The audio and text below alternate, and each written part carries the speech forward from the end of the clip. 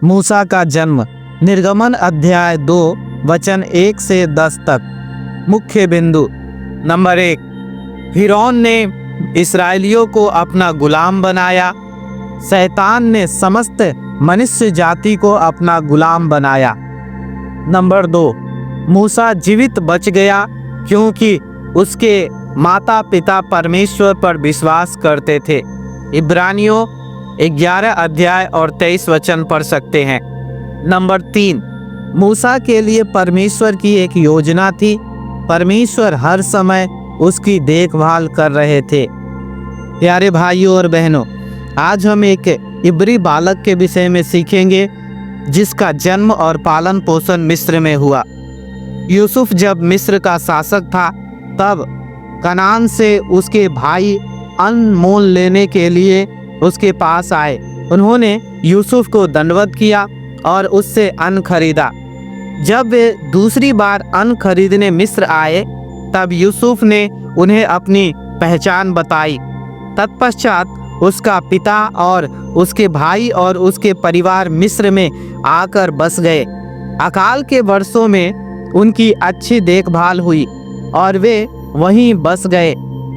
मिस्र में रहते हुए याकूब, यूसुफ और उसके भाइयों की मृत्यु हो गई, परंतु उनके परिवार गिनती में बहुत बढ़ गए।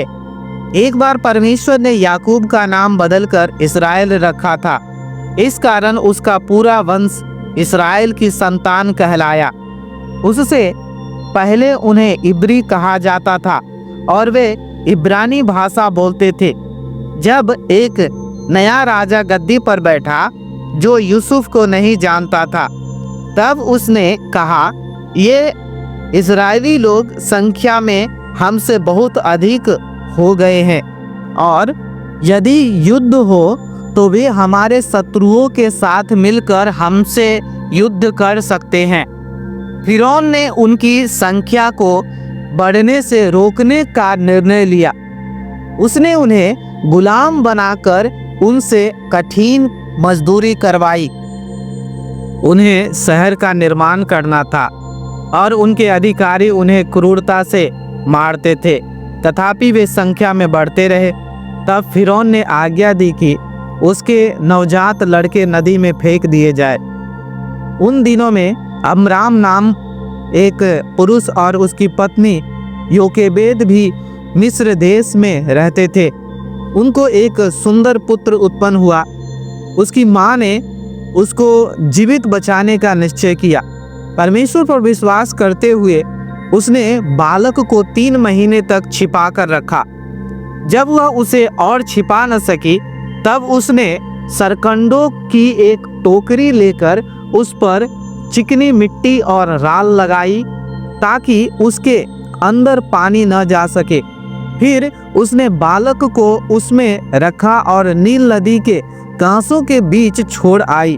उस बालक की बड़ी बहन छिपकर देखती रही कि उसके साथ क्या होगा। तभी फिरौन की पुत्री स्नान करने के लिए नदी के पास आई। उसने यह टोकरी देखी और उसे लाने के लिए अपनी दासी को भेजा। जब उसने टोकरी खोली तब बालक रोने लगा। फिरौन की बेटी जानती थी कि वह बालक इब्री है, परंतु उसे उस बालक पर तरस आ गया। उसने बालक को सुरक्षित रखने का निर्णय लिया। तभी उस बालक की बहन ने आकर पूछा, क्या मैं जाकर इब्री स्त्रियों में से किसी दाई को बुला लाऊं? फिरौन की बेटी की अनुमति पाकर वह गई और बालक की माता को बुलाकर लाई। फिरौन की बेटी ने उससे कहा, तू इस बालक को ले जाकर मेरे लिए दूध पिलाया कर और मैं तुझे मजदूरी दूंगी।